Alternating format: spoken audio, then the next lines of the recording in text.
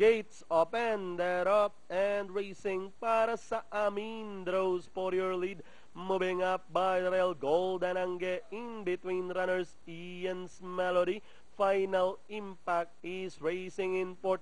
Don Martino is down in fifth, then followed by Tempest, running in between runners, Kings Dominion. And as they race towards the last 600, para sa amin, running on the outside, Golden Angge down on the inside, and racing in third, Ian's Melody. Don Martino now pass approaching on the outside, and dropping back in fifth is Final Impact as they rounded the last 450.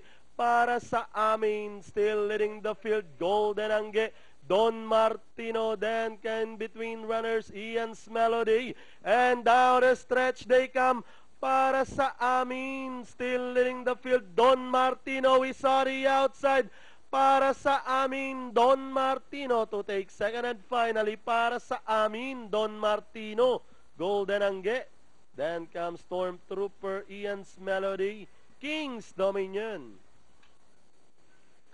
Okay, 97124 unofficial order of